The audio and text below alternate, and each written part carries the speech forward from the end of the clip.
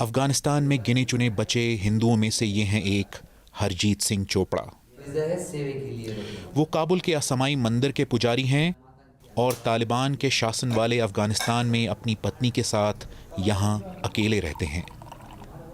आज संभावित हमलों के डर से पूजा भी बहुत चुपचाप तरीके से होती है।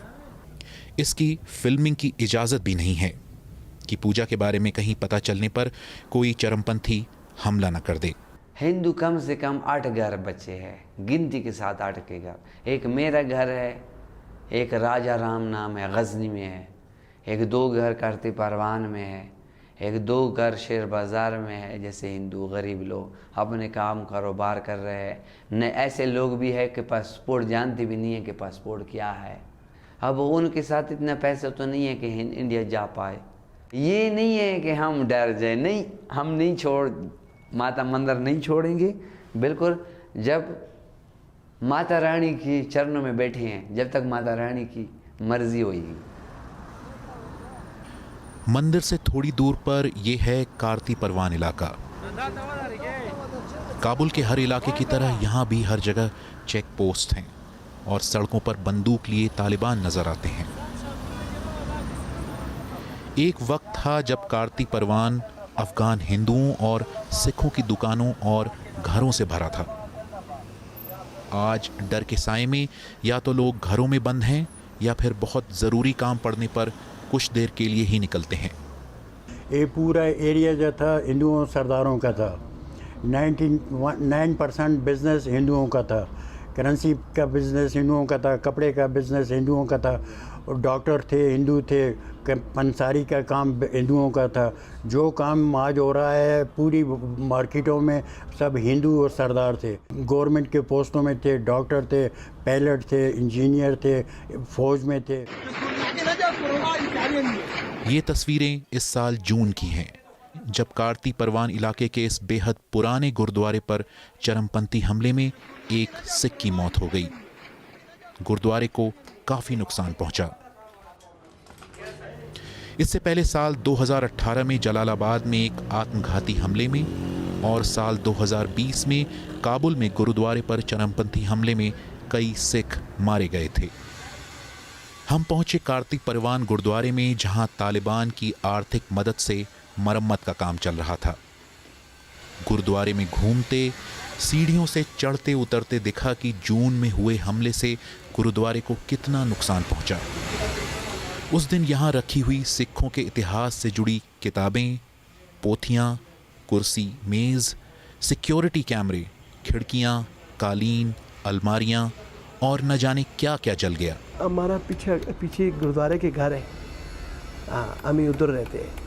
अभी गुरुद्वारे की खबर हो गई कि इधर अटैक हो गए। हम आ गए जल्दी, देखेंगे कि रोड मोड सभी बंद है। इधर 18 बंदे गुरुद्वारे में था। बस फिर उधर गुरुद्वारे की अगले सेट में जो हमसाए हैं ना, वो घर में घुस गए हैं। बहुत ही लोग, 4 बंदे थे बच गए हैं। एक सविंदर सिंह जी के रह गया बाथरूम में, वो शहीद हो गया, और 3 लोग ज़ख्मी हो गए। और गुरुद्वारा ज़्यादा ख़राब हो गया। इस बातचीत के बाद दूसरे हिंदुओं और सिखों की तरह गुरनाम सिंह भी भारत चले गए।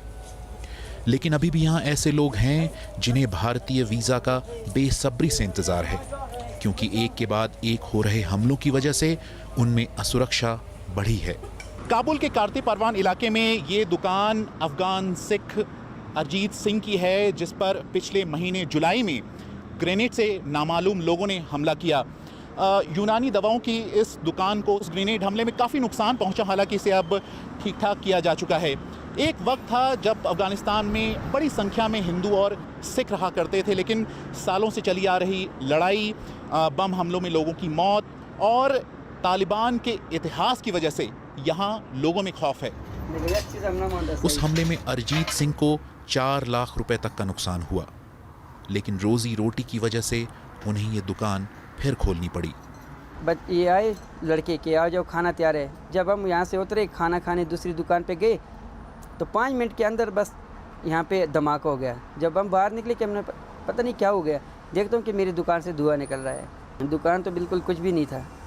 यहाँ पे बीच में काउंटर पड़ा था बड़ा सा, वो तो ऐसे चूर चूर हो गया था कि पूछो मत। जानकार कहते हैं कि अफगानिस्तान के अल्पसंख्यकों का सबसे बुरा समय 1992 से शुरू हुआ, जब देश में गृहयुद्ध से हालात बेहद खराब हो गए। अपहरण, धार्मिक, सामाजिक और राजनीतिक उत्पीड़न, उनके ज़मीन और प्रॉपर्टी को हड़प लेना आदि से हिंदुओं और सिखों की आर्थिक, शैक्षणिक और सांस्कृतिक हालत खराब हुई। And whenever they came out of their home in the street, their children were treated. जब भी वो घरों से निकलते थे उनके बच्चों के साथ बुरा व्यवहार किया जाता था। उन्हें गैर मुसलमान, हिंदू कचालू कहकर बुलाया जाता था। वो ऐसे माहौल में थे कि उनके पास कोई विकल्प नहीं था, या तो वो अफ़गानिस्तान छोड़ दें या फिर अफ़गानिस्तान में घरों से बाहर न जाएं। बाद में उनकी प्रॉपर्टी, घरों को लड़ाकों के नेताओं ने हड़प लिया। Gurdwara or temple of Afghan Hindus and Sikhs, but we saw that they are used as stable for the animals. Afghanistan से भाग रहे हिंदुओं और सिखों पर तालिबान का कहना है कि उनकी नीति सभी की रक्षा करना है। यहाँ सिख या ऐसे किसी समुदाय के लिए कोई समस्या नहीं है। यह हमारी सरकार की जिम्मेदारी है कि देश के हर नागरिक की रक्षा करें।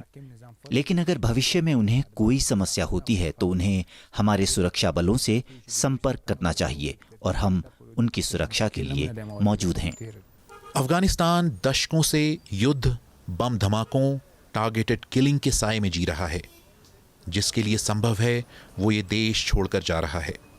लोगों को डर है कि जैसे बामियान में बौद्ध नहीं रहे या फिर हेरात या पश्चिमी अफगानिस्तान से ईसाई चले गए, वो दिन दूर नहीं जब एक दिन इतिहासकार कहेंगे कि एक वक्त था जब अफगानिस्तान में हिंदू और सिख रहा करते थे।